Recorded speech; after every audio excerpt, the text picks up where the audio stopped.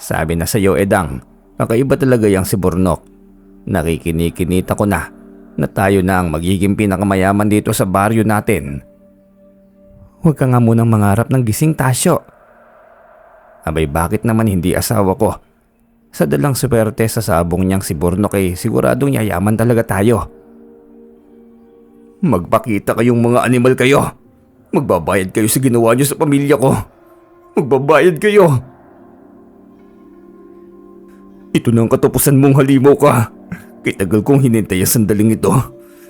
Sa wakas dumating ng araw ng aking paghihigante.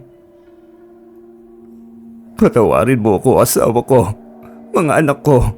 Hindi ko sinasadya. Kung may babalik ko lamang sana ang lahat. Ano nga bang nagagawa ng labis na pera sa isang tao? Maaari nga kayang magdulot ito ng kaginhawahan o matinding lagim. Magandang araw mga kaibigan. Pakinggan natin ang makulay na kwento ni Tasyo. Isang sabongerong binayayaan ng engkantadong manok panabong ng isang mahiwagang engkanto. Ay nako, ano ba naman buhay ito? Pag minamalas ka nga naman talaga, oo. Oy, paring Tasyo, anong problema? Natalo ka lang sa tupada kanina nagsasalita ka ng mag-isa. Delubyo pre. Ha? Anong delubyo? Anong pang pinagsasasabi mo dyan? Dahil delubyo talaga paring Tonyo. Delubyo yung tsakang aabutin ko sa bunganga ng maring Edang mo. Mamaya pag uwi ko ng bahay na ito. Oh, bakit naman? Dahil yung pambayad ng kuryente namin sana pre, naipusta ko pang lahat kanina sa sabong. Ayun, ubos lahat. Walang natira. Ay, malala na nga yan paring Tasyo. Tiyak na hindi lang dilubyo ang mangyayari sa inyo ng asawa mo mamaya. Tsak na may kasama pang gera yan. O paano? Good luck na lang sa iyo mamaya pre ha. Naway makaligtas ka sa dilubyo. Pangasar pa ni Tonyo sa kaibigang si Tasyo habang tinatapik-tapik ang balikat at tatawa-tawa. Dahil paniguradong iyon talaga ang mangyayari sa mag-asawa pag uwi ni Tasyo mamaya. Ba't loko-lokong yun na nang aasar pa? Kakamot-kamot sa ulo na lamang at laglag ang balikat ng sabongerong si Tasyo habang binabaybayan pa uwi ng kanilang tahanan. Mahal, asawa ko. Andito na ako. Pero mga lumilipad na kaldero at mga pinggan ang sumalubong kay Tasyo sa pintuan pa lamang ng kanilang bahay. Yan ang bagay sa iyong lalaki ka. Hindi ka na talaga tumino. Aray ko naman Edang. Ano ba yung nangyayari sa iyong babae ka? Nakakasakit ka na. At nagtatanong ka pa talagang damuho ka. Magtatanong ba ako kung alam ko? Aray ko naman. Tama na asawa ko, ano ka ba? Saka buhayin mo nga yung ilaw. Madilim na nga hindi pa binubuksan. Ano ka ba nagmumungha? Paano ko bubuksan ang ilaw? Ay naputulan nga tayo ng kuryente kanina. Ganun ba? Naku, lagot. Ngayon Tasyo, umamin ka. Saan mo na naman dinala ang pera?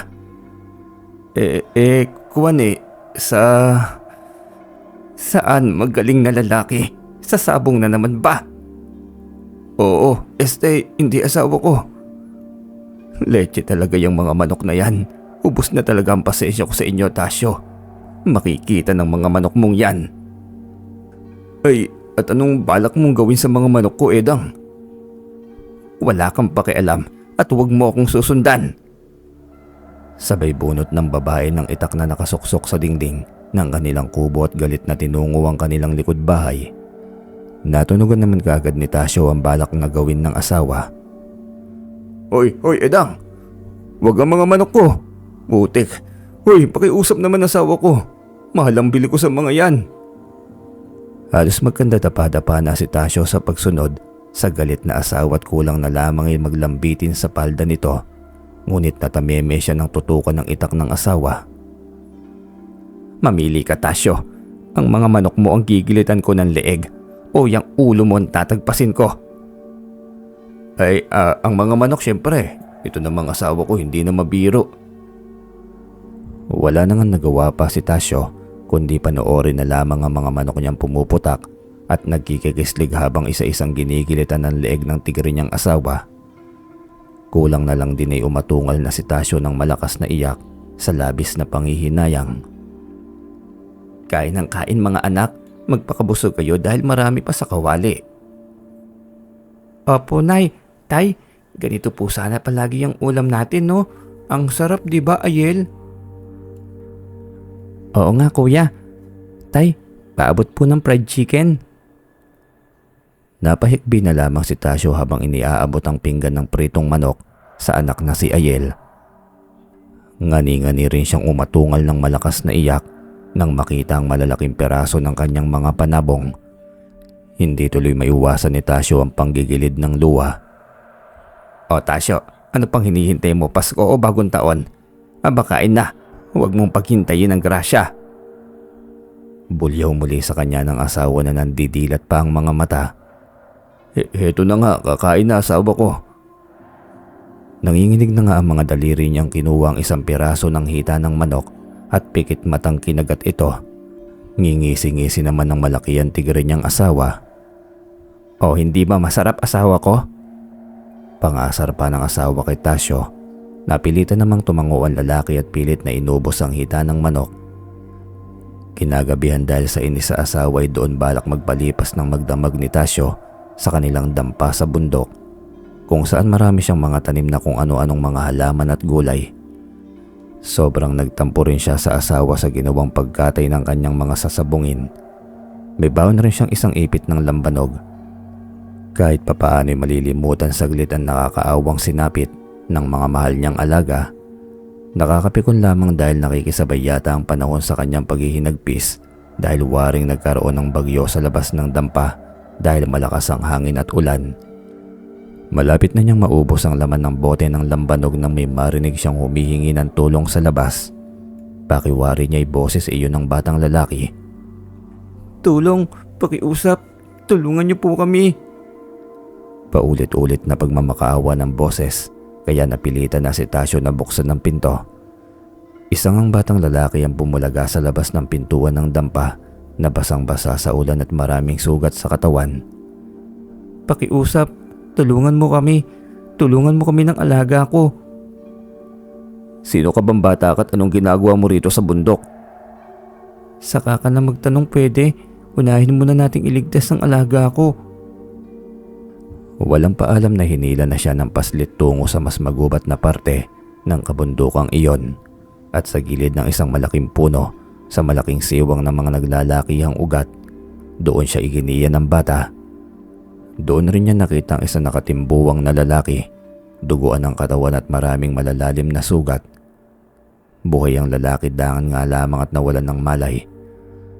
Agad namang binuwat ni Tasyo ang lalaki at ginamot sa kanyang dampa. Ano bang nangyari dito sa kasama mo, bata? Isko ang pangalan ko. Isko, ano nga nangyari dito sa kaibigan mo? Bakit sugatan? Hindi ko siya kaibigan, alaga ko siya. Hay nako, kung makapagsalita ka naman Isko ay parang hayop lamang itong kasama mo. Hoy, tao kaya to't hindi hayop. Nagpapatawa ka bang bata ka?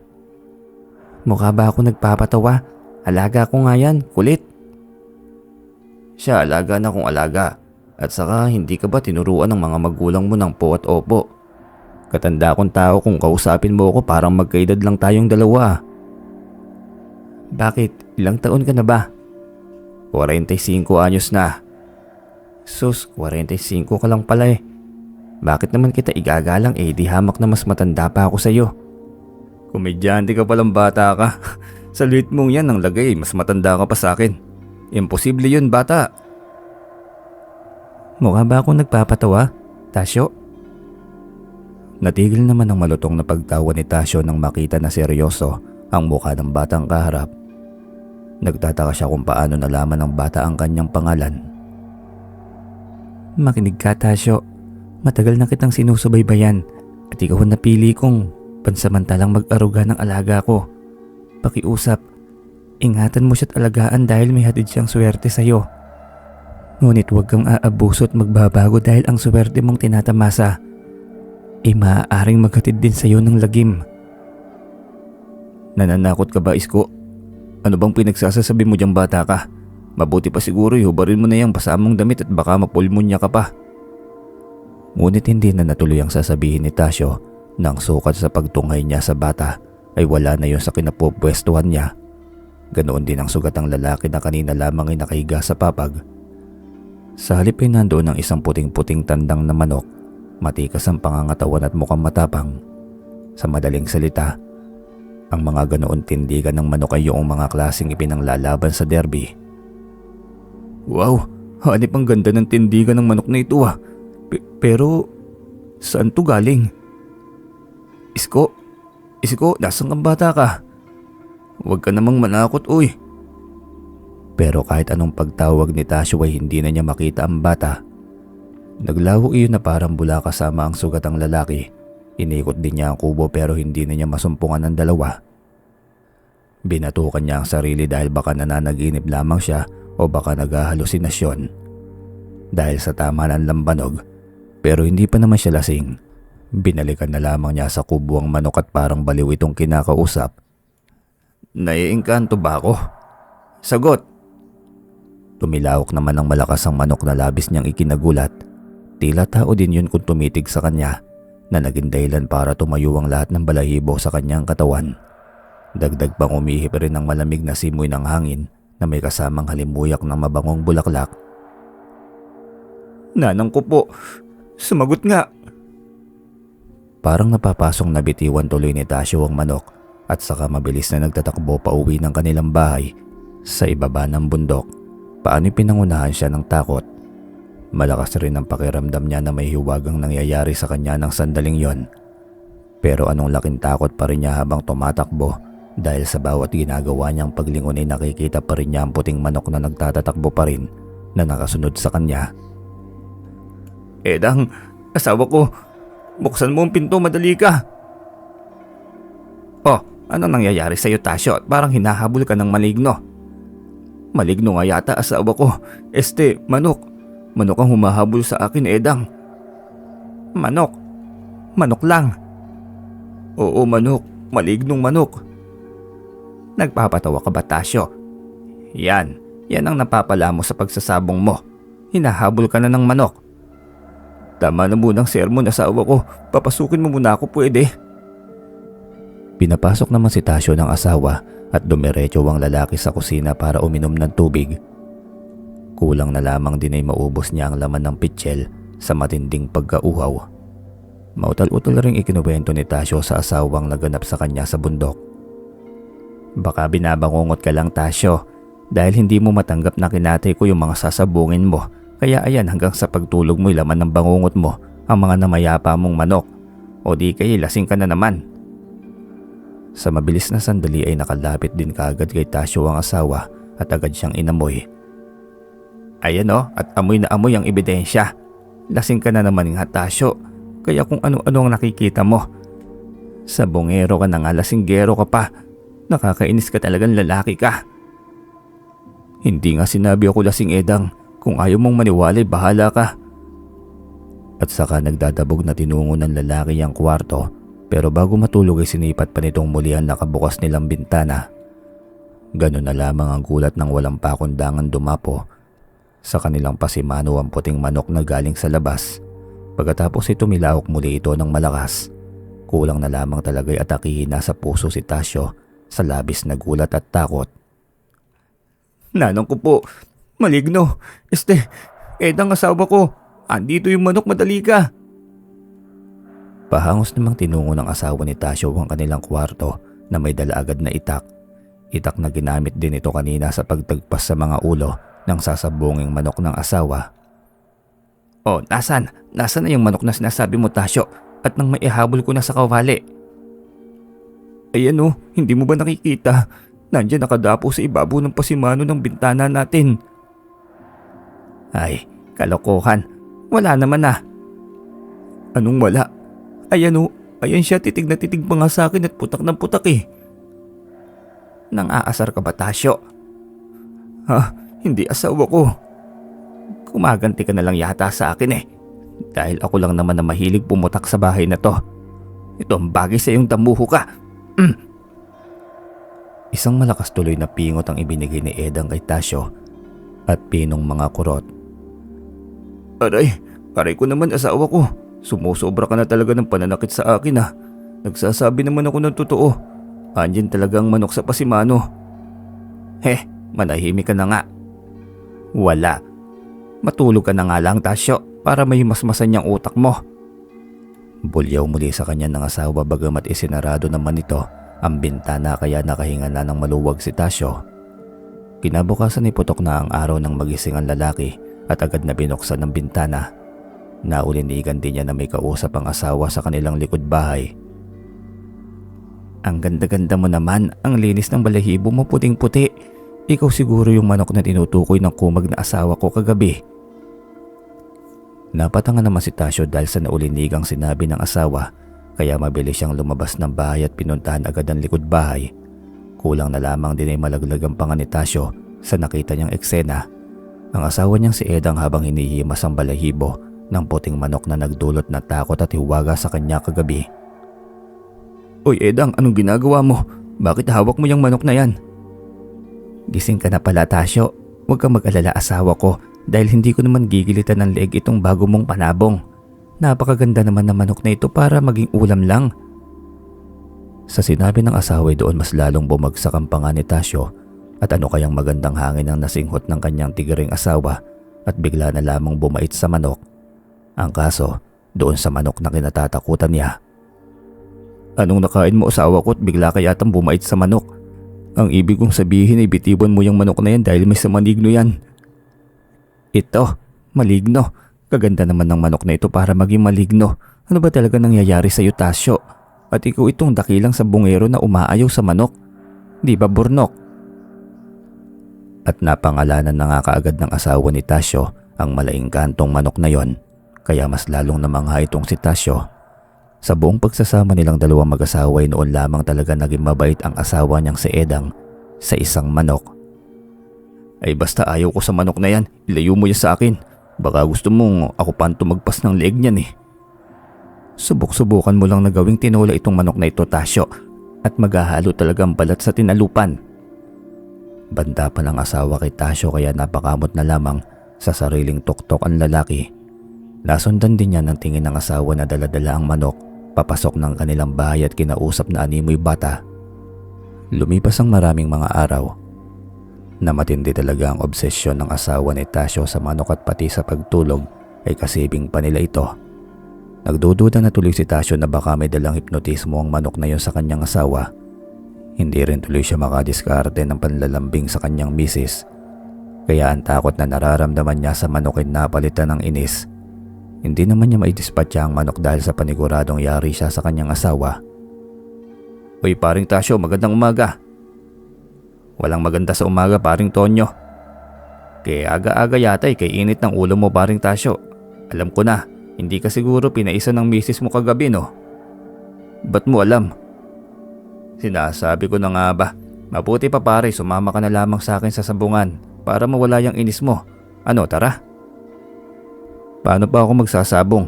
Sinintensyahan na lahat ni Maring Edang mo lahat ng mga sasabungin ko eh.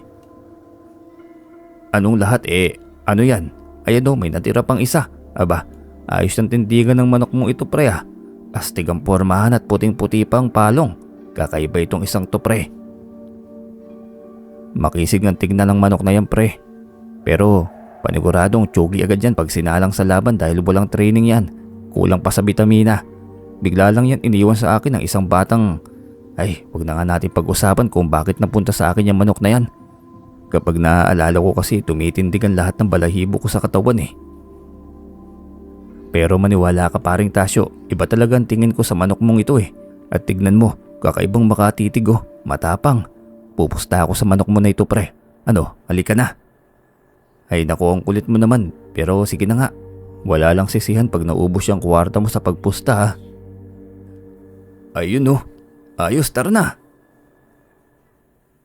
Yung bunganga mo naman pre, huwag mo masyadong lakasan at baka marinig ka ni Maring Edang mo. Paniguradong mata ko lang doon ang walang latay pag nalaman niyang magsasabong na naman ako. At ito pang paborito niyang manok ang isasali ko sa tupada. Paniguradong baka hindi tayo makarating ng buhay sa sabungan yan. Natakpan naman ni Tonyo ang bibig dahil sa sinabi ni Tasyo. Mabilisan namang iginayak ng lalaki si Burnok at patalilis na tumakas patungo sa may sabungan. Ayos paring Tasyo, sabi ko na sa'yo at matapang ang manok mo eh. Nakita mo ito pre. Alam mo ba na sa tagal nating nagsasabong ay ngayon lang talaga ako nanalo ng ganitong kalaking kwarta. Nakita mo na rin ba kanina kung paano pumalo yung manok mo? Grabe pre, palong-palo. Napakagaling, ni hindi makabuelo yung kalaban. Hoy pare, ano bang nangyayari sa'yo? Ba't hindi ka man lamang umiimik dyan?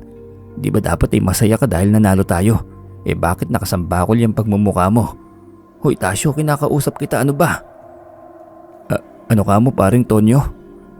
Ay nako, kako ay magkano ang panalo mo? Paniguradong mas malaki ang napanalunan mo kaysa sa akin dahil manok mo yan. Yun nga ang masaklap pre. Oh, bakit bigla akong gumawa dyan? Dapat nga abot tenga yung ngiti mo dahil sa wakas ay hindi tayo inalat. Bakit naman akong ngingiti pre? Ikaw lang naman ang binuenas. Ha? Ano bang ibig mong sabihin paring Tasyo? Dahil sa kalaban ako pamusta kanina pre, hindi sa manok ko. Ay ungas ka. At yun nga ang masaklap na pangyayari pre. Kaya ngayon butas na rin itong bulsa ko. Paniguradong yaring-yari na naman ako nito kay Maring Edang mo. Natatawa namang inakbayan si Tasyo ni paring Tonyo niya. Huwag ka na nga umatungal dyan ng iyak pre. At ang sagawa kahit nasarap mong tuktukan eh. Di bale, marami naman akong napanalunan. Hahatian na lang kita. Talaga? Gagawin mo yun para sa akin? Oo naman, hindi naman ako mananalo kung hindi dahil dyan sa manok mong yan, di ba? At saka alam ko naman na dragon yung asawa mo eh. Salamat talaga pre. Hulog ka talaga ng langit. Sus, ng bola ka pa. Paano pre, sa susunod na tupada ulit ha? I-kondisyon mo ng maayos yang si Burnok para sa susunod na laban ay tiba-tiba ulit tayo. Pareglado yun paring Tonyo. Abot tenga nga ang isin ni Tasyo dahil hinatian na nga siya ni Tonyo ng panalo. Sisipol-sipol din ang lalaki sa daanan habang pauwi ng kanilang bahay. Mahal, asawa ko, andito na ako. Ngunit matalim na itak ang sumalubong kay Tasyo pagkabukas niya ng pintuan. At talaga nagsabong ka na namang dambuho ka. Wala ka talagang kadalaan. At yang si Burnok pa talagang inilaban mo. Bahagang buntot na nagtatakbo naman agad si Tasyo, paikot-ikot sa lamesa habang hinahabol ng itak ng asawa. Teka lang naman muna asawa ko, matalas yung itak mo. Gusto mo na ba akong matodas? Talagang totodasin kitang dambuho ka. Dahil wala ka nang ginawa kundi maglustay ng pera. Ano bang naglustay ang sinasabi mo dyan asawa ko? Ito nga ang dami kong ang panalo eh. Bagya namang natigilan si Edang na makita ang lilibuhing pera na inihagis ni Tasyo sa ibabaw ng lamesa. Parang biglaan ring binuhusan ng yelo ang nag-aapoy nitong galit. Ay, sinasabi na nga ba't pera lamang ang katapat ng asawa kong ito eh. Anong sabi mo Tasyo? Ay, wala asawa ko, ang sabi ko. Sa susunod na tupada ay higit pa dyan ang isusulit ko sa'yo. Siguraduhin mo lang Tasyo. Kung ganito ba naman ang ganito edi wala tayong problema. Ano nga pala ang gusto mong ulam mahal ko't lulutuin ko para sa'yo? Bigla rin yatang nahipa ng magandang hangin ng kanyang asawa at tumigil sa pagwawala at sa halip ay naging malambing na. Juan, tahong sana ang gusto ko mahal. Tahong? Oo pero yung sa asawa ko yung hindi luto. Sabay kindat pa ni Tasyo sa tigring asawa. Milagro talagang tuluyang naglaho ang matinding galit ng babae at tuluyan itong bumait sa kanya. Sinasabi na nga ba niyang pera lamang ang sagot sa pagiging dragon ng kabiyak? Dahil naman sa pagkapanalo ng manok na si Burnok sa sabong, ay biglaan ring nawala ang inis ni Tasyo sa hayop. Sa halip, simula nang manalo ito inilagaan na nila yun ng wasto at pinatuka ng masarap. Palagi rin niya itong kinakausap. Para talagang may sariling pag-iisip ang manok dahil pumuputak iyon o di kaya naman ay tumitilahok sa tuwing kanyang tinatanong. Lamang at kakaiba ang manok na yon. Dahil hindi yun tumutuka ng tipikal na pagkain ng manok. Sa halip ang paborito nitong kainin ay hilaw na karne ng hayop, daga o kaya naman ay palaka na matyaga pa niyang inuhuli sa kalapit nilang palayan. Hindi naman siya binibigo ni Burnok dahil hindi sila umuuwing luhaan dahil palagi silang nananalo sa tupada. At tuwing nananalo ang manok, ay binubusog niya ito ng paborito nitong hayop. Unti-unti namang umaalwan ang buhay ng pamilya ni Tasyo at nabawasan ang pagbabangayan ng mag-asawa. Pero ika nga, may tao talagang walang kasiyahan.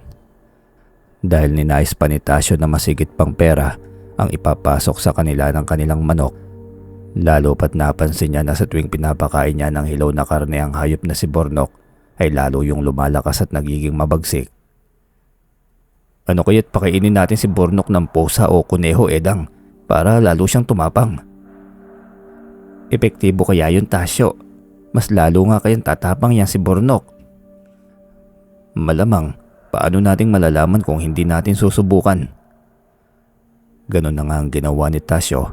Pinakain niya si Bornok ng hilaw na karne ng kuneho at gaya ng inaasahan niya ay mas lalo ngang naging mabagsik ang manok. Kaya lamang inahaluan ng kulay abo ang puti nitong balahibo. Bagamat nagtaka ay hindi naman gaanong pinagtuunan iyon ng pansin ni Tasyo, lalo pat masigit ngang pera ang ipinasok nito sa kanya. Sabi na sa'yo, Edang, kakaiba talaga yung manok na si Bornok. Nakikinikinita ko na tayo ang magiging pinakamayaman dito sa baryo natin. Huwag ka nga munang mangarap ng gising, Tasyo. Abi, bakit naman hindi asawa ko? Sa dalang swerte sa sabong niyang si Bornok ay siguradong yayaman talaga tayo. Ano kaya kung ano, Tasyo? Kung pakainin natin niyang si Bornok ng karne ng kambing. Ha? Baka nakakalimutan mo, Tasyo, mahal ang kambing. Mahal na kung mahal, Edang. Pero kung dobling panalo naman ang ihahatid ni Bornok sa atin, pabalik, pag nakatikim siya ng karne ng kambing, o di, bawing-bawi na tayo nun. Dagli namang nag-isip ang babae at sa huli ay sumang-ayon din sa ninanais ng kanyang asawa. Kaya gaya ng napag-usapan, kinabukasan nga'y bumili ng kambing si Tasyo sa kumpare niyang si Tonyo. Aba, umaasenso ka na talaga, paring Tasyo ah. Pakambing-kambing ka na lamang ng tsibog ngayon. Hindi pamilya kong chichibog niyan, Tonyo. O sino? Basta huwag ka na lang magtanong. Wala kang pakialam. Ano, pagbibilhan mo ba ako o hindi? Kakamot-kamot na lamang sa ulo si Tonyo dahil sa kakaibang tono ng pananalita ng kumpareng si Tasyo. Dahil may pagkaasbag ang tono ng pakikipag-usap nito sa kanya. Hindi naman dating ganun ang ugali ng lalaki. Iba na talaga pag umaasenso na sa buhay. Isa pa hindi rin siya isinasama nito kung saang lugar lalaban sa tupada. Para bang iniiwasan na siya nito. Di tulad noon na palagi silang sanggandikit sa pagsasabong. Bagamat hindi naman nalingid sa kanyang kaalaman ng balita na palaging araw na nanalo sa laban ng alaga nitong manok. Bagay na labis niyang kinaiinggitan at kinaiinis sa kumpare dahil nagkapera lamang ang lalaki ay naging madamot na at naging makasarili. Kumbagay sinasarili nito ang swerte. May araw ka rin sa akin. Pabulong pang banta ni Tonyo habang habol tanaw si Tasyo habang hilay-hilang nabili nitong kambing sa kanya. Samantala gaya ng plano ni Tasyo, kinagabihan ay agaran na nga niyang kinatay ang kambing at ipinatuka na sa alagang manok. Waring sarap na sarap naman sa paglamon ang manok na kulang na lamang ay mabiluukan sa sunod-sunod na pagtuka. Napakatalas din ang kuko ng nasabing hayop dahil nagagawa nitong gutay-gutay ng piraso ng hilaw na karne. Kinabukasan ng magising naman ng mag-asawi, nagulat sila sa bagong itsura ni Bornok dahil mas nadagdagan pa ang bilang ng mga itim nitong balahibo at mas bumalasik pa ang mata. Para na nga yung umaapoy sa kulay pula kung titignan. Mas humaba rin ang kuko ng manok at mas lumaki ng bahagya. May samanigno nga yata yung manok na ito, Tasyo. Habang tumatagal na pinapakain mo siya ng hilaw na karne ng malalaking hayop, ay parang lalo na rin siyang lumalaki at bumabagsik. Parang kinakabahan na ako Habang tumatagal ay naiiba ng pakiramdam ko sa manok na yan. Sus, pakiramdam mo lang yan, Edang. Huwag kang mag-isip ng kung ano-ano. Mamaya niyan malasin tayo sa sabong. Malaki ang derby pa naman ang lalabanan ni Bornok mamaya sa bayan. Tama, dahil habang tumatagal ay palaki nga ng palaki ang arinang nilalabanan ni Bornok. At palaki rin ng palaki ang perang ipinupusta ni Tasyo na kalimitan ay bumabalik sa kanya ng doble o triple. Natatakot na kasi ako, Tasyo. Hindi ka ba nakakahalata na sobra-sobra ang perang ipinapasok sa atin ng manok na yan? Na aminin natin na galing talaga sa masama dahil balibalikta rin man natin ay sugal pa rin naman ng sabong. Baka Baka ano, Edang? Baka may kapalit ng perang pumapasok sa atin, Tasyo. Hindi yon, tigilan mo nga yung pagiging paranoid mo, Edang. Sa bagal lamang yan sa pagyaman natin. O ito ang pera, mamili ka ng mga gusto mo. Kumain na rin kayo sa labas ng masasarap ng mga bata. Samantalahin niyo ang pagkakataon habang hindi pa natatalo yung si Burnok sa laban. Pero Tasyo. Ay, wala ng pero Edang. Basta gawin niyo na lamang ang bilin ko sa inyo ng mga bata. Lahat ng gusto niyo bilin niyo. Magpakasaya kayo. Dahil minsan lang dumating ito. Napabuntong hininga na lamang si Edang sa sinabi ng asawa. Dahil pansin rin ito na habang tumatagal ay naiiba na ang ugali at pananaw ni Tasyo. Ganun at ganun na lamang ang pangyayari na kalaunan ay nagpangat na ng tuluyan sa buhay ng dati maralitang mag-anak. Ang dati nilang kubo'y napalitan na ng mansyon at meron na rin silang mga sasakyan. Pero kasabay rin ng pagyaman ni Tasyo ay mas nalululong pa ito sa maraming bisyo at sugal. Natutong mambabae at higit sa lahat ay naging masama ang budhi. Wala rin itong kakontentuhan sa buhay.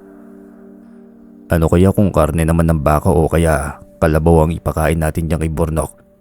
Paniguradong limpak-limpak na salapi ang may uuwi niyan dito sa pamamahay natin. Ano sa palagay mo, Edang? Tamang-tama. Dahil bala kong isali ang si Burnok sa pangmalakihang derby sa lungsod. Hindi ka ba natatakot, Tasyo? Tama na. Sobra na yung kalayawan mo. Mangilabot ka naman sa pwedeng mangyari. Napakanegang mo talagang babae ka. Hoy, wag mo nga akong pinipigilan sa lahat ng gagawin ko. Asawa lang kita kaya kayang-kaya kitang palitan kahit 10 pa. Yan na bang naidulot sa'yo ng pera, ha, Tasyo? Ang maging masamang tao at maging babaero. Tumigil ka na sa kakasatsat mong babae ka, kundi ay sasamain ka talaga sa akin. Akmaring pagbubuhatan ng kamay ni Tasyo ang asawa, ngunit galit na humarang ang kanyang mga anak. Tama na po, Itay. Huwag niyo pong sasaktan si nanay. Umalis ka diyang bata ka, kung hindi sasamain ka sa akin, Natoy. Hindi na ikaw ang tatay namin. Ibang-iba ka na. Sana hindi na lang tayo nagkaroon ng maraming pera. Mas masaya pa noong mahirap lang tayo dahil mas masaya po tayo. Hindi niyo po kami sinasaktan tulad ngayon. Abat mga siraulong mga bata kayo. Hoy, mga anak ko lamang kayo. At wala kayong karapatan na pagsalitaan ako ng ganyan. Walang mga modo. Mga walang utang na loob. Akma rin itong hahagupitin ng sinturon ng 2 anak. Mabuti na lamang at naiharang kaagad ni Edang ang sarili. Sige, subok-subukan mo saktan ng mga anak ko, Tasyo. Kundi ay... Ano ha, Edang? Hahabulin mo ko ng itak gaya noon. Pwes para sabihin ko sa iyo, hindi mo na ako kayang takutin ng pagiging Gabriela Silang mo. Umalis nga kayo sa harapan ko't baka hindi ako makapagpigil sa inyo. Ibang-iba ka na talaga, Tasyo. Wala akong panahon sa pagdadrama mo, Edang. Buwisit na buhay to. Makaalis na nga lang. Diyan ka magaling sa pambababae mo. Wala kang pakialam. Manlalaki ka rin kung gusto mo. Napahagulgol na lamang si Edang dahil sa sama ng loob sa asawa. Naaawa rin siya sa 2 anak dahil nasaksihan ng mga ito ang marahas nilang pag-aaway. Nay, bakit nagkaganoon si tatay? Hindi na ba niya tayo mahal? Iba talaga nagagawa ng pera, anak. Dahil nakakaya nitong gawing masama ang isang tao. Pero mahal tayo ng tatay niyo, mga anak.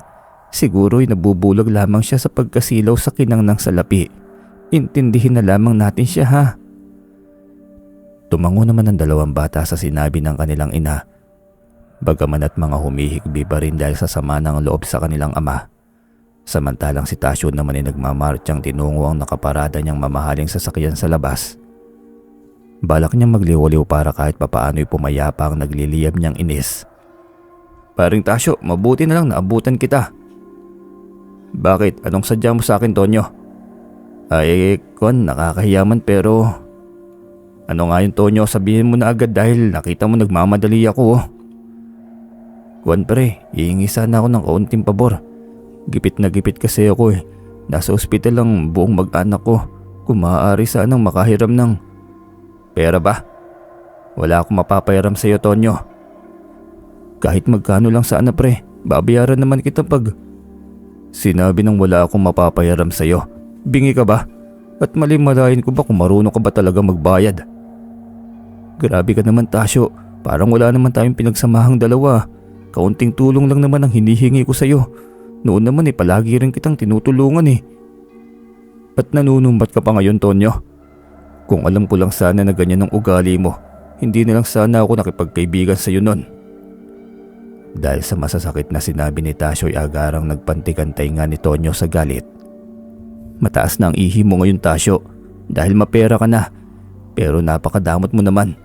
Wala kang puso. Che, daming dada. Alis ka dyan sa daan at baka sagasaan pa kita. Marumihan pa itong tsikot ko. Alis na! Tandaan mo, ang araw na ito, Tasyo, sinisigurado kong pagsisisihan mo ito ng mahal.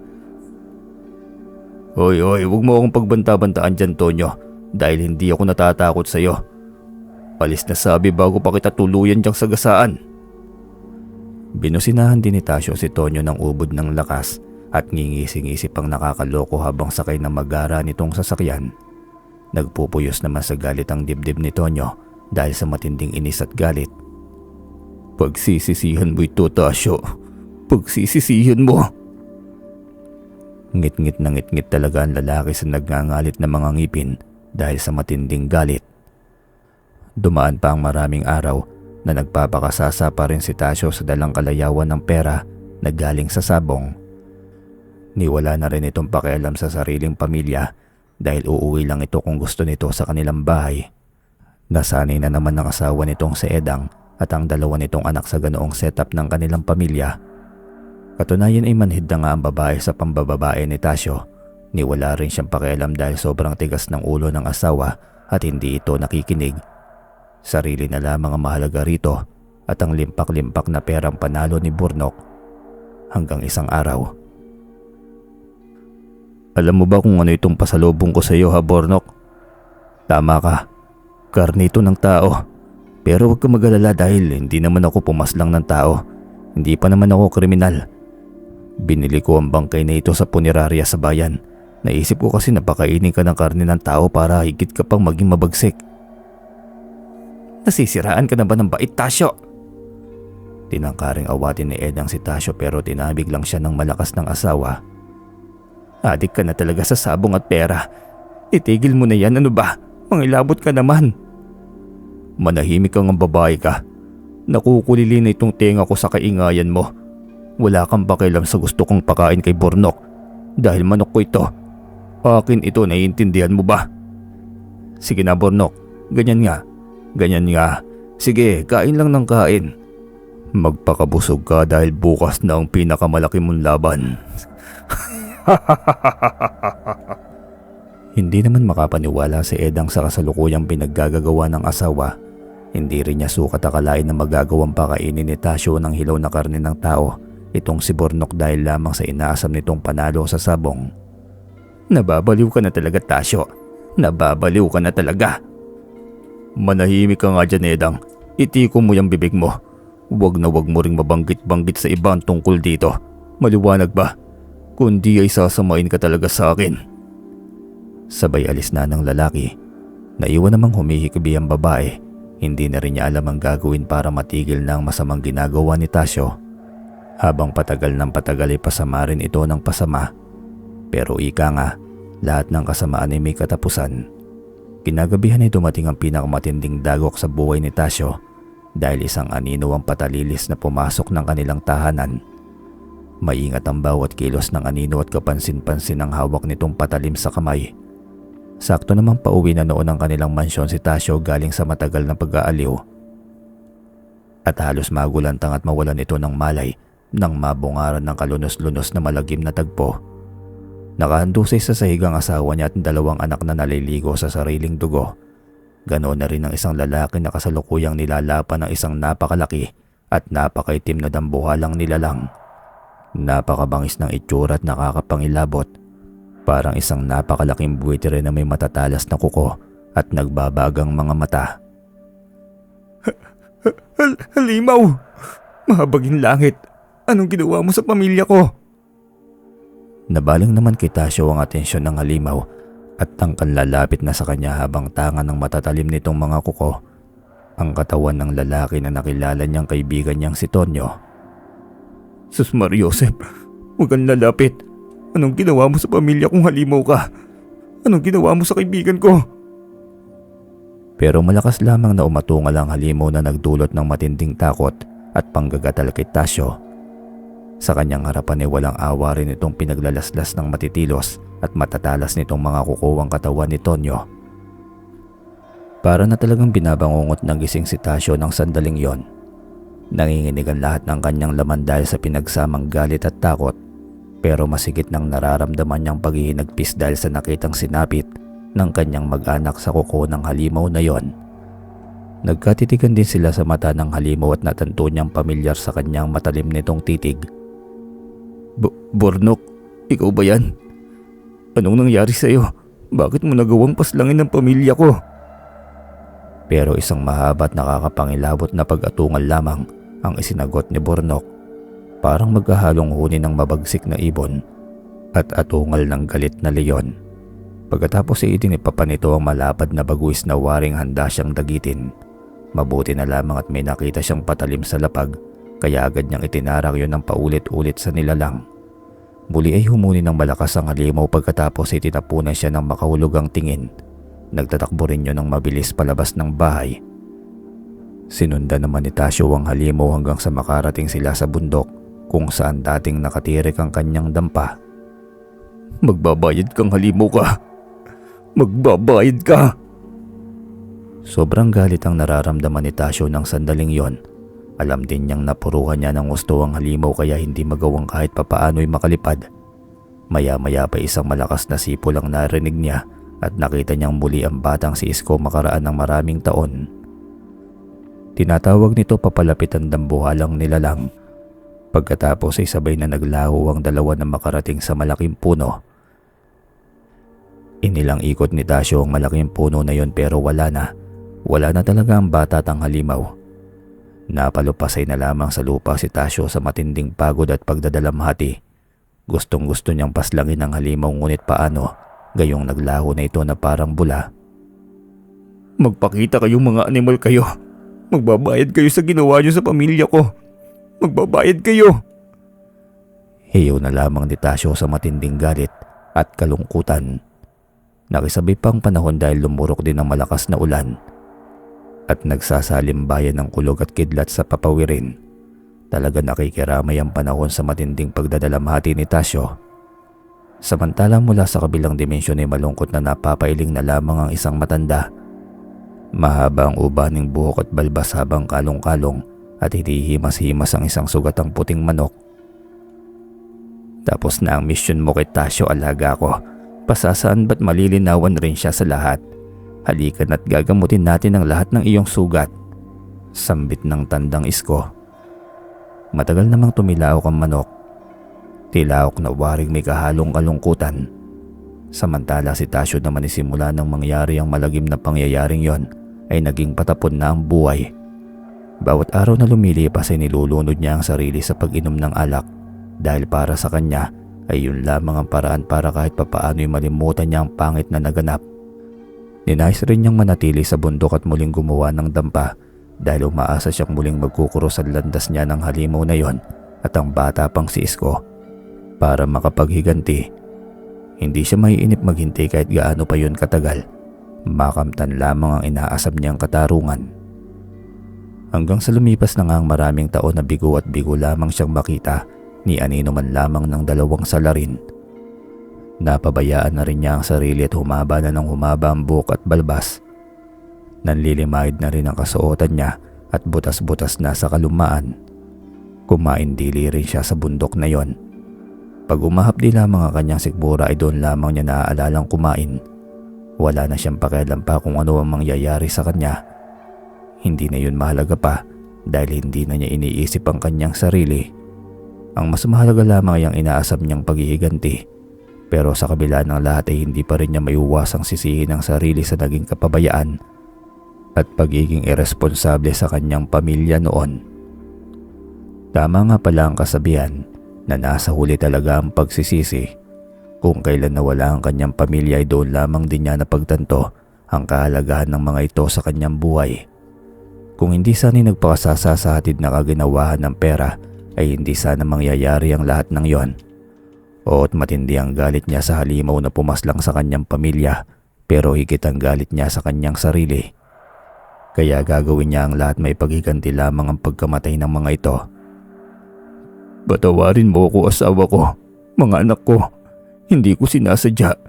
Kung may babalik ko lamang sana ang lahat. At paulit-ulit na nga siyang nakakatulog sa ganoong nakahahagas na pagsisisi. Hanggang isang gabing maliwanag ang buwan ay nalimpungatan si Tasyo na parang may pares ng mga matang nakamasid sa naihimbing niyang pagtulog. Amoy na amoy rin niya ang mabangong halimuyak ng bulaklak na hindi niya matukoy kung ano. Tanda niyang ganong-ganon din ang naamoy niya noong unang makadaupang palad ng misteryosong batang may-ari ng manok. Pupungas-pungas niyang iminulat ang mata. Sa nanlalabo pang paningin ay naaninaw niya ang batang si Isko na matagal niyang inaasam-asam na magpakita. Nakatayo ang bata sa pintuan ng dampa at walang ekspresyon ng mukha habang nakatingin ito sa kanya. Pagkatapos ay tumakbo ng matulin palabas. Hoy, sandali lang Isko. Bumalik ka ditong kutong lupa ka. Malaki ang atraso sa akin ng alaga mo. Dali-dali rin siyang bumangon mula sa pagkakahiga sa papag at sinundan ng batang paslit sa labas. Pero hindi niya malimutang dalhin ng matalim na kutsilyo na palagi nasa kanyang tabi. Kutsilyong nahagilap ng kamay niya at ipinangsaksak sa halimaw ng panahong maganap ang malagim na trahedya sa kanyang pamilya at kaibigan. Mabuti na lamang talaga't maganda ang sikat ng buwan ng gabing yon dahil maliwanag niyang nakikita ang kapaligiran. Patuloy niyang sinundan ng bata hanggang sa muli na naman yung huminto sa kapares na puno na dati ring dinaraanan ng mga ito noon. Matagal yung nakatigil doon na waring hinihintay talaga siya. Pagkatapos ay hinalkan nito ang katawan ng puno at sa kanyang pagtatakay may kumawalang liwanag mula roon. Nakakasilaw at tunay na masakit sa mata. Pagkatapos ay pumasok sa liwanag ang bata at tuluyan itong nawala. Kaya nagmadali ring si Tasyo na puntahan ang nagliliwanag na katawan ng puno at gaya ng bata ay pumasok din siya doon. Huli na rin ang malaman niya na may huwagang portal pala ang punong yon patungo sa kabilang dimensyon. Namalaya na lamang din niya na nasa isang napakagandang lugar na siya. Kakaiba ang liwanag sa paligid bagaman at wala siyang natatanaw na araw. At sa dako pa roon ay kanyang abot tanaw na nakikita niya ang isang magara at magandang syudad. Natanto rin niya na ang magandang lugar na tinatapakan niya ngayon ay parang nasa labas na ng nagliliwanag na lungsod na yon. Isang lugar na sagana sa mga halaman at mga hayop. Kakaiba ang tingkad ng mga berdeng dahon at makukulay ang mga bulaklak. Animoy napadpad siya sa isang paraiso. Nang igala pa ni Tasyo ang paningin at pag-aralan ng kinaroroonan niya, ay doon niya lamang natanto na kakaiba pala ang mga hayop na nabubuhay sa lugar na yon. Mga kakaibang espesye ng mga hayop ang naroon na doon lamang niya nakita sa kanyang buong buhay. Maligayang pagdating sa Biringan, Tasyo.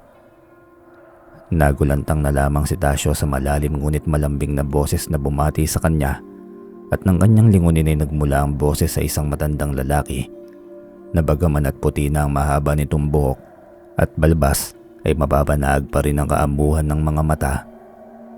Sino ka? Bakit mo ako dinala rito? Mabait na ngiti ang itinugon sa kanya ng matanda bago sumagot. Dahil espesyal ka, Tasyo. Huwag mo nga akong gamitan ng matatamis na mga salita, matanda ka. Sino ka ba? Hindi mo ba ako nakikilala, Tasyo? Magtatanong ba ako kung kilala kita? Sino ka nga sabi, tanda? Di ba't sinabi ko na sa iyo noon na may dalang swerte ang alaga ko? Pero wag na wag kang aabuso dahil ang swerte mong tinatamasa ay maaaring magdulot rin ng lagim sa buhay mo. Kung ganun, ikaw si... Tumango naman ang matanda sa iniisip ng lalaki. Ako nga, Tasyo. Imposible. Paanong? Sa isang iglap ang matandang nasa harapan ni Tasyo ay naging isang bata. Walang iba kundi ang batang si Isko. Ang tunay na nagmamay-ari ng manok na pumaslang sa kanyang pamilya. Ikaw nga.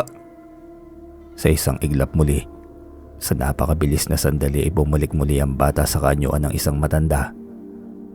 Tawagin mo akong Tandang Isko. Ako ang itinilagang tanod at pastol ng reyna ng Biringan sa mga kakaiba at natatanging hayop dito sa aming dimensyon, at kasama na roon si Burnok. Panandalian namang natulala si Tasyo sa nasaksihang hiwaga. Natauhan lamang siya na makarinig ng sunod-sunod na pagputak ng mga manok buwat sa malayo. Nakita rin niya sa sulok ng kanyang mga mata na pasugod na tumatakbo papalapit sa kanyang isang manok na animoy tuwang-tuwa dahil sa sunod-sunod na ginawang pagputak. Walang iba kundi ang manok na matagal na niyang ninais makita para bigyan ng huling sistensya.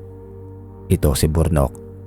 Bagaman at bumalik ng muli sa dati ang puting-puting balahibo nito at niwala ng anumang bahid ng balahibong itim, di tulad sa nakakatakot na itsura ng halimaw na walang awang pumaslang sa kanyang asawa at sa kanyang mga anak noon. Uminit kagad ang pakiramdam ni Tasyo nang muling masilayan ng manok. Agad ring umalsa ang matinding galit na namamahay sa kanyang dibdib. Kaya pagkalapit ng manok sa kanya ay agad niya yun dinakma at hinawakan sa leeg. Tinutukan niya rin ito ng dala niyang kutsilyo para kitilan ng leeg. Ito nang katapusan mong halimaw ka. Kay tagal kong hinintay ang sandaling ito. Sa wakas, dumating na ang araw ng aking paghihiganti. Nagpapasag naman ng manok at pilit na kumakawala. Nababanaag din ni Tasyo na mayroon yatang luha ang mga mata ng hayop na dati ay kay talim makatingin, ngunit ngayon ay dinaig pa yata ang manok ni San Pedro sa amo ng nangungusap ng mga mata. Hindi mo ba alam ang lahat ng hayop ay may damdamin din, Tasyo? Hindi mo alam ang ginagawa mo, lalaki. Isa lang ang alam ko, Tanda. Ang manok na ito ang kumitil ng buong pamilya ko at ng aking kaibigan. Sa palagay mo ba'y may natitira pa akong awa para sa hayop na ito? Kaya dapat lamang sa halimaw na ito na mamatay din. At lalo pang idiniin ni Tasyo ang pagkakahawak sa leeg ni Burnok. Sisinghap-singhap naman ang kawawang hayop. Ganyan ba kaamo ang itsura ng halimaw, ha, Tasyo? Sa pagkakaalam ko ay ikaw ang dahilan kung bakit siya naging mukhang halimaw noon. Bakit hindi mo muna suriin ang mga nagdaang pangyayari sa buhay mo, Tasyo? Kung sino nga ba ang tunay na salarin sa pagkamatay ng pamilya mo? Hanggang ngayon pala nabubuhay ka pa rin sa maling pagbibintang. Ano bang ibig mong sabihin, Tanda? Papaslang ka ba talaga ng inosenteng hayop dahil lamang sa mali mong akala? Dagli namang natigilan si Tasyo sa sinabi ng matanda. Singbilis naman ang hangin na napalapit si Tasyo sa matandang si Isko na animoy pinitik ang sentido ng lalaki. Kasabay na ang pagbabalik ng balintataw ni Tasyo sa lahat ng naganap noon na para lamang siyang nanonood sa isang malaking telebisyon. Lalo na ang gabing pinaslang ang kanyang pamilya. Malinaw rin na nakita sa kanyang balintataw na hindi pala si Burnok ang totoong salarin sa pagkamatay ng asawa niya at ng mga anak noon. Kaya napalupasay na lamang si Tasyo sa lupa at malakas na humahagulgol. Dagli rin niyang nabitawan ng hawak na sandata. Pagkatapos ay buong higpit niyang niyakap si Burnok na kani-kanina lamang halos mapugto ng hininga sa higpit ng kanyang pagkakasakal. Dahil mali pala talaga siya. Maling-mali. Bakit hinayaan niyang mabulag siya ng galit at paghihiganti sa matagal na panahon sa isa palang mabait na nilalang? Patawarin mo ko, Burnok. Patawarin mo ko. Hindi ko alam. Hindi ko sinasadya. Namalaya na lamang ni Tasyo na nasa tabi na lamang niya si Tandang Isko at tinatapik-tapik ang kanyang balikat. Lalo lamang tuloy tumulo ang luha ni Tasyo sa labis na konsensya. Si Burnok naman ay dinipa ang dalawang malapad na bagwis at animoy binigyan ng yakap ang umiiyak na si Tasyo. Matagal ka nang napatawad ni Burnok, Tasyo. Sa tagal niyong magkasamang dalawa sa mundo ng mga tao, ay matalik na kaibigan na ang turing niya sa iyo. Kaya labis siyang nasaktan at nalungkot sa hindi magandang paghihiwalay niyo noon. Ngayon ay malinaw na sa iyo ang lahat, Tasyo, na ang kaibigan mong si Tonyo ang tunay na salarin. Napahikbing muli si Tasyo sa katotohanan iyon. Ngayon ay malinaw na rin at maling-mali ang tagpong nadatnan niya ng gabing yon. Dahil inakala niyang si Burnok ang pumaslang sa kanyang pamilya. Iyon naman pala ay naunang pinaslang ang mga ito ng kanyang kaibigan. Gamit ang patalim na kanya pa rin ngayong daladala na sana'y gagamitin na rin niyang pangkitil sa buhay ng manok.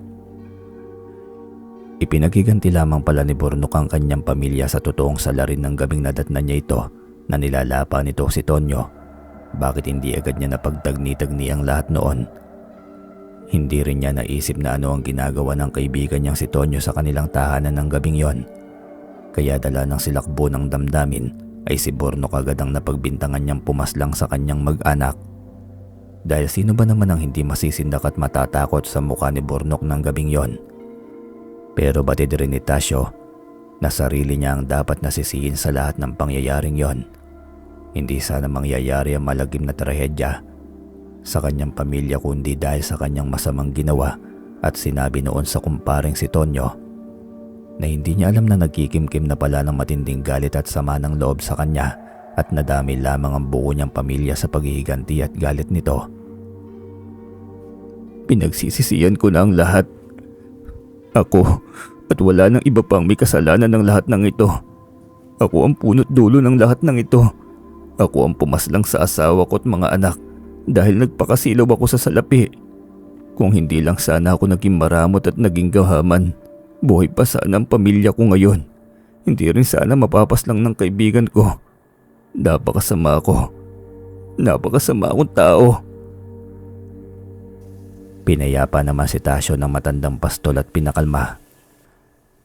Marahil ay talagang ipinahintulot lamang ng tadhana na mangyari sa iyo ang lahat ng yan, Tasyo, para bigyan ka ng malaking aral sa buhay.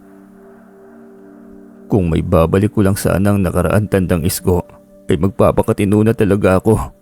Kaso huli ng lahat, wala ng pamilya ko. At sino naman ang may sabi sa iyo, lalaki, na huli na ang lahat? Malaki rin ang ginawang pagkakangiti ng matandang pastol habang titig na titig sa mata ni Tasyo na parang binabasa ang kaloob-looban niya. Ano ho bang ibig niyo sabihin, Tandang Isko? Bueno, nakita ko naman sa mga mata mo na totoong nagsisisi ka na talaga. Siya, sige, bumangon ka na riyan at ayusin ang sarili dahil hinihintay ka na ng pamilya mo. Ho? Nagbibiro ho ba kayo, Tandang Isko? Alam naman nating matagal nang patay ang aking pamilya, hindi ba? Mukha ba ako nagbibiro, ha, Tasyo? Bueno, hindi ko pala nabanggit sa iyo na ang mga espesyal na engkantong kagaya ko ay may kakayahang ibalik ang kaparehong panahon sa kapareho ring oras noon. Mabalad ka, Tasyo, dahil isa ka sa binigyan ni Bathala ng isa pang pagkakataon. Nanlaki naman ang mga mata ni Tasyo sa sinabi ng matanda at agad na nanggilid ang mga luha. Maigpit rin siyang napayakap sa matanda at umatungal ng malakas na iyak. Salamat ho. Maraming salamat. Hep hep. Bawal nang umiyak, pwede. Kalalaki mong tao'y iyakin ka palang lalaki ka. Kasagwa mo naman pala. Napakasayo ko po talaga, Tandang Isko. Pangako, hindi ko nasasayangin ang pagkakataong ibinigay niyo sa akin. Alam ko, Tasyo, at nararamdaman ko. Siya, lumarga ka na. Dahil alam kong sabik na sabik ka nang makitang muli ang iyong pamilya. Kailangan makauwi ka na rin agad sa mundo ng mga tao dahil ibang takbo ng oras namin dito sa Biringan. Habang tumatagal ka rito ay nasasayang lamang ang oras mo. Sundan mo lang ang liwanag na yon at paniguradong makakauwi ka na sa inyo. Tinuro na nga kay Tasyo ng matanda ang nagliliwanag na katawan ng isang malaking puno, ang mayuwagang portal pabalik sa mundo ng mga tao. Pero bago tuluyang umakbang papalayo ay umukod muna siya sa tabi ng matanda. Paano, Burnok? Salamat sa isang tapat na pagkakaibigan. Hinding-hindi kita makakalimutan. Magkahiwalay man tayo ng dimisyon ay nakauukit ka rito sa puso ko. Paano? Pasyalan mo ko minsan sa mundo ng mga tao, ha? Hihintayin kita. Tumilawak naman ang manok at muling ibinuka ang bagwis na animoy yumakap muli kay Tasyo. Paalam, kaibigan, at maraming salamat muli. Hanggang sa muli nating pagkikita. Kumakaway pa si Tasyo hanggang sa tuluyan na itong lamunin ng liwanag patungo sa malaking puno. Sa loob ng dampa sa bundok, doon tuluyang nagising ang diwa ni Tasyo. Tila galing lamang ang lalaki sa isang napakalalim na panaginip. Tinapik-tapik rin niya ang sariling mukha at agad na tumingin sa nag-iisang kalendaryong nakasabit sa dingding. Totoo nga, bumalik nga siya sa dating oras at petsa kung kailan nagtatampo siya sa asawang si Edang. dahil kinatay nitong lahat ng kanyang sasabungin. Nagmamadali rin siyang bumangon ng papagat-agad na nagtatakbo pababa ng bundok, pauwi ng kanilang tahanan. Halos matala-talapid din siya sa mga ugat at sanga ng puno pero wala siyang pakialam. Ang mahalaga, sa lalong madaling panahon ay makarating agad siya sa kanyang pamilya. Grabe rin ang tibok ng puso niya ng mga sandaling yon. Paano pala kung isa lamang bangungot ang lahat at ang katotohanan pala'y hindi totoo ang naging pag-uusap nila ni Tandang Isko sa malaparaisong dimensyon ng mga ito? Ano na lamang kaya ang gagawin niya? Baka tuluyan na siyang masiraan ng bait. Kaya ganoon na lamang ang kaba niya. Nabawasan lamang yun ng matanaw niya ang bubong ng kanilang kubo. Wala nang magarang mansyon na ipinatayo niya doon. Doon lamang nakahinga ng maluwag si Tasyo at napangiti. Masayang ngiti na may halong pagkasabik. Sa mabilis na sandali ay narating niya ang payak nilang tahanan. Ngunit gaya ng dati ay nagliliparang mga kasirola at kaldero ang sumalubong sa kanya. Umuwi ka pang damuho ka. Doon ka na lang sana sa bundok tumira. Pero lahat ng yun ay hindi alintana ni Tasyo. Sa halip ay pasugod niyang niyakap ang tigre niyang asawa. Ay, ano bang nangyayari sa iyong lalaki ka at basta-basta ka na lamang nang yayakap? Wala asawa ko. Hayaan mo lamang ako yakapin kita. Ang saya-saya ko lang. At ano kayang magandang hangin ang nalanghap mo sa bundok, Tasyo, at biglaan kayatang naging malambing? Hindi naman napigilan ni Tasyo ang sarili at tuluyan ng kumawala ang luha. Ngunit ang luhang yun ay labis na ligaya. Hindi niya talaga yun makontrol at kusang pumatak kahit anong pigil niya rito. Lalo na nang makita niyang nagtatakang mukha ng dalawa niyang anak na si Natoy at Ayel. Sabik din niyang kinabig ang mga ito at mahigpit na niyakap. Aray po tay, hindi ho kami makahinga. Pasensya ng mga anak, nasabik lang sa inyo ng gusto si tatay. Aba, tamo nga naman at may maganda palang naidulot ang pagkatay ko sa mga sasabungin mo. Tasyo, dahil mukhang nag-ibang ihip ng hangin, tumino ka yata. Kung alam ko lang sana'y noon ko pa kinatay yung mga manok mo na yan. Kakamot-kamot naman sa ulo si Tasyo dahil sa sinabi ng asawa. Simula ngayon ay magbabago na talaga ako, asawa ko. Promise hindi na talaga ako magsasabong. Abat mahirap nang mamis ang bunganga ng tigre kong asawa. Anong sabi mo, Tasyo? Kwan, ang sabi ko mahal na mahal kita, asawa ko, kahit na armalite yung bibig mo. Kayo ang buhay ko ng mga anak natin. Mabuti na lang talaga't hindi kayo tuluyang kinuha sa akin. Kanina pa talaga ako naguguluhan sa iyo, Tasyo, kung ano-ano yung sinasabi mo.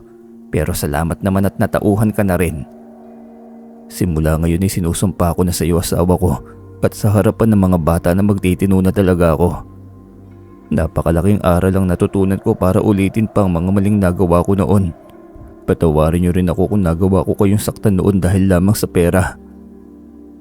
Nagdideliryo ka ba, Tasyo? O baka naman mataas lang ang lagnat mo? Ikaw ba talaga yan? Diyos ko po, hindi kaya naiengkanto ka na, asawa ko. Hindi, mahal, ayos na ayos ako basta itatak mo sa bato ang lahat ng sinabi ko.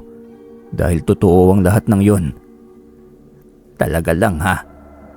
O bakit may pagdududa ka yata sa lahat ng sinasabi ko, mahal? Hindi ka ba naniniwala? Naniniwala naman, kaya lamang may matandang nanggaling dito kanina bago ka dumating. Mahaba ang ubaning buhok at balbas pero mayroong maamong aura ng pagmumuka at nangungusap na mga mata. Ha? Totoo ba yung sinasabi mo? Nalaki ang mga mata ni Tasyo dahil batay sa ilustrasyon ng asawa ay si Tandang Isko ang tinutukoy nito. Oo nga, sabi. At oo nga pala, may ipinabibigay siyang regalo sa iyo. Saglit na umalis ang babae at kinuha sa loob ang isang lumang bayong. Sisiw? Isang sisiw ngayon. Sisiw na puting-puti ang mga balahibo. Sisiw na kamukhang-kamukha ng kanyang kaibigan. Simbolo raw yan ng lahat ng nakaraan mo at ng mga pangako mo. Ewan nga sa matandang yun napaka-weirdo. Napangiti naman ng maganda si Tasyo at dinala ang sisiw sa tapat ng kanyang dibdib. Burnok ang papangalan natin sa kanya, asawa ko. Burnok? Abay kay gandang pangalan. Oo, asawa ko, at aalagaan natin siya ng gusto. Hindi para isabong balang araw, kundi para maging kabahagi ng ating pamilya. Salamat Tandang Isko. Aalagaan ko si Bornok at mamahalin higit pa sa inaasahan mo. Madamdaming bulong ni Tasyo sa hangin. Samantala, lingid sa kaalaman ng buong pamilya ni Tasyo ay may mga pares ng matang kanina pang nanonood sa masaya nilang tagpo. Habang marahan din itong hinihimas ang balahibo ng alaga nitong manok, maliwalas din itong nakangiti dahil isang kaluluwa na naman ang napabago nito ng landas. Paano Bornok? Tapos na talaga ang misyon natin dito kay Tasyo dahil 100% na ang kanyang pagbabago. Tumilawak naman ang manok at ipinagaspas ang kanyang baguwis. Bueno, panahon na siguro para humanap na muli tayo ng bagong pasaway na kaluluwa na mapagbabago natin ng puso at ugali. Handa ka na ba? Sino naman kaya ang susunod nating target, Bornok? Hanggang sa tuluyan na nga maglaho ang matanda at ang manok sa lugar na yon na tila ba sumama sa malamig na simoy ng hangin. Ang tanging naiwan lamang ay ang mabangong halimuyak ng bulaklak sa hangin. Tunay ngang pera ang sagot sa kahirapan, ngunit madalas na pera din ang nagiging ugat ng lahat ng kasalanan. Madalas na ito rin ang sanhin ng lahat ng kasamaan sa sanlibutan. Ngunit huwag tayong papabulag sa liwanag na dala ng salapi. Sa halip, ay mas maganda itong gamiting instrumento sa mga makabuluhang mga bagay. Dahil kahit kaano ka pa kayaman, hindi mo naman madadala ang lahat ng material na bagay sa kabilang buhay. Mas mabuti pang gamitin mo ito sa pagtulong sa mga nangangailangan ng sa gayon ay makapag-impok ka ng kabutihan para maging baon mo sa pagharap sa kataas-taasan. Hanggang dito na lamang po ang kwento. Maraming salamat po sa inyong lahat.